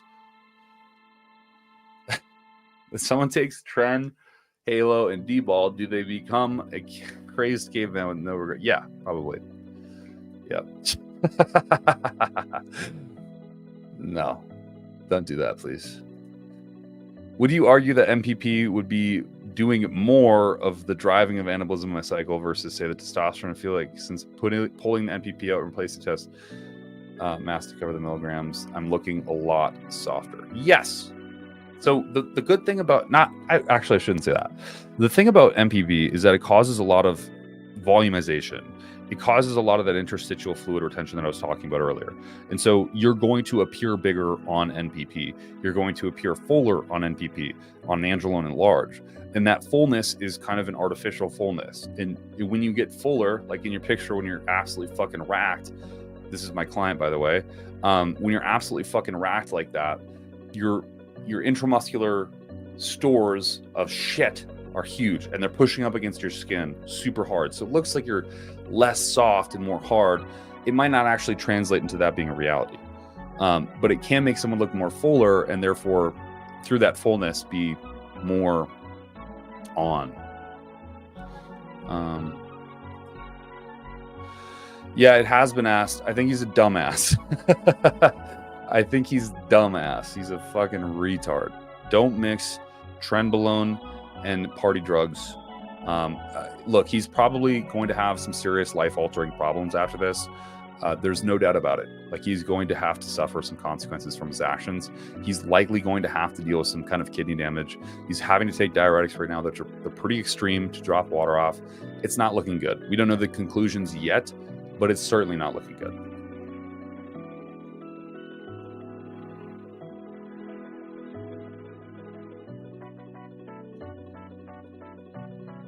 Yeah, I would say start supplementing magnesium. Ronald asks, yes, blood work. There's 2 tests for magnesium. I wanted to see if I should start supplementing magnesium. I got blood tests and it was in the range of 2.4, but I heard most people are deficient in it. Yeah, they are. In that case, I would actually do an organic acids test. This would tell you more clearly what's going on. But I would just say as a whole, you want to be supplementing magnesium. It's just a fucking great compound. And has a lot of benefits. Even when it is super physiologically dosed, it has a lot of great benefits. We are listening to RuneScape music, brother. RuneScape. Yeah, you gotta take Well, hematology, maybe. I'm unfamiliar on it. I'll be honest with you, I'm unfamiliar. Yeah. Motherfucker's gonna get huge. Yeah, seriously, dude, send a report in the Discord. You really should. From when you got on, from when you got, to 3 months later or something. That would be a sick ass fucking report.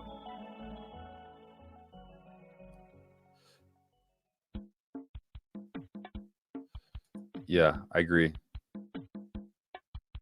I absolutely fucking agree.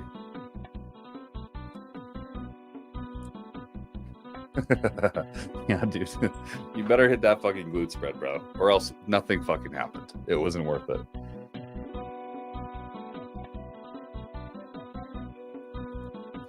Yeah, man. It is. I think it's one of the most underrated compounds in bodybuilding, honestly. I think it can be used as a leverage for a lot of people, especially older folks. I'm not calling you old. I'm just saying generally. Any thoughts on BPC 157 for constant fast recovery? No, I don't like it. I think if you need that, you should just use growth hormone. BPC is great, but it can also, it increases mast cells and man, I'm fucking tired. You don't want to get a tumor. And you can self-induce a tumor with BPC 157. No, stupid. Don't do it. Please, just do injections. Just do injections, brother. Take some testosterone. 250 milligrams. You will grow like a fucking horse, and you won't need to mess with any hormonal issues after that. Please don't do it. Please don't do it. How many obese...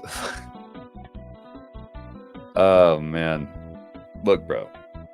Don't even worry about it.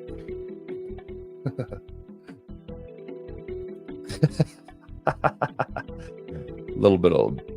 Yeah, no fucking D-ball only. Please, brother. We're telling you as a fucking friend, no D-ball only. Run 200 tests. Run 200 tests. Don't fuck with D-ball, please. That's crazy. That's crazy too, Mario. My best dropped dead on the floor at 33 due to recreational drugs and androgens, according to the doctor doing the autopsy. Reckless use of Tren.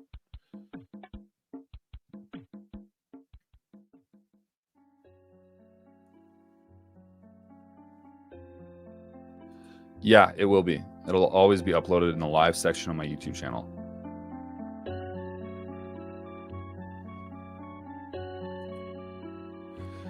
Yeah, I mean, I'm just so Modern Aminos sent me a shit ton of different GLP-1 agonists to test with. So what I'm going to do is I'm going to start with retatrutide, and using that, I'm going to try to intermittent fast, where I only eat 2 meals a day.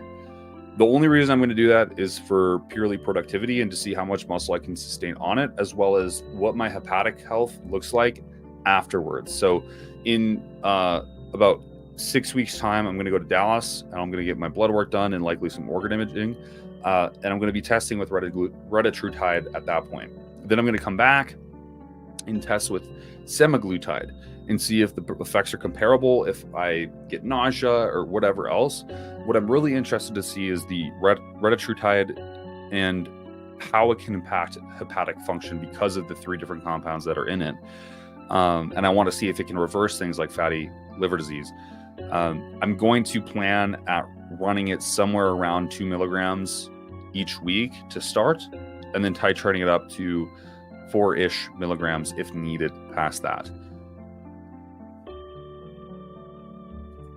Damn, y'all are up there, bro. 50 and 11 days, son of a bitch. Do Modern Aminos have a sister site that ships further?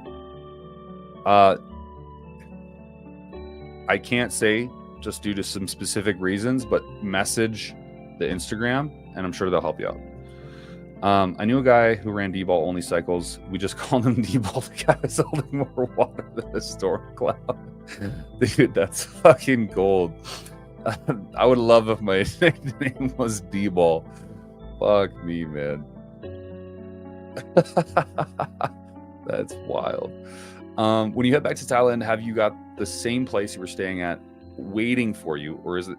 Yeah, so it's a really good question. I think I might try somewhere new. Chiang Mai, I think I might go to and just see what that's like. It's still open for me. That's very clear. But I might just not take that up because I kind of really do want to travel more, and I think Chiang Mai is a little bit more not so touristy, and that's kind of the big thing I didn't like about Pattaya, is it was just fucking tourists everywhere. Now I lived out of the city, so it was like all Thai people around me. I was the only white guy in my area, but still I hated going into the city because there's just tourists everywhere. I want to try to eventually just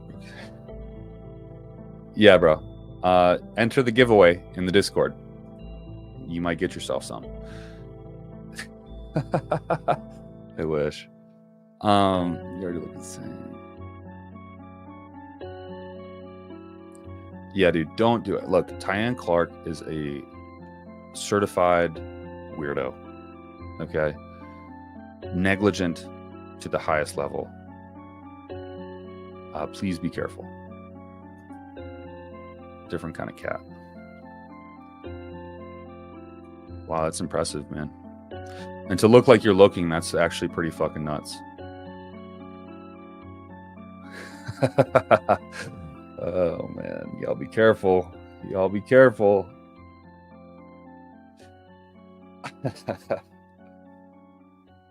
Yeah. A little bit of... Look, they'll probably put DHB in my fucking protein shake if... my divine protein shake while I'm not looking. So I gotta be careful. I'll put way too much DHB in there and I'll be fucking gone. It's straight men only. No fucking ladyboys here. All right, peeps. It's been nearly 2 hours I love the fact that we have this many people in the chat. It seriously means the world to me. My fucking camera died. This is how long we've been on. So I really do appreciate it. I do have to get on. I have to get on to bed as I do have a morning tomorrow as well with some clients competing. So I appreciate you guys. Again, thank you so much for being here. Thank you so much for some of the donations. It means the world to me, honestly. Like, seriously, it means the fucking world to me. I appreciate you in every sense of the way for being here today watching this. And I appreciate you for subscribing to the channel and tuning into the videos. It does help. Your views matter. And they actually add up big time. So I appreciate all of you. I hope you have a beautiful night. If it is nighttime for you, if you're catching this in the morning in your country, have a beautiful morning. I will see you next Thursday, or if you just tune in for tomorrow's video, I will be there as well. See ya.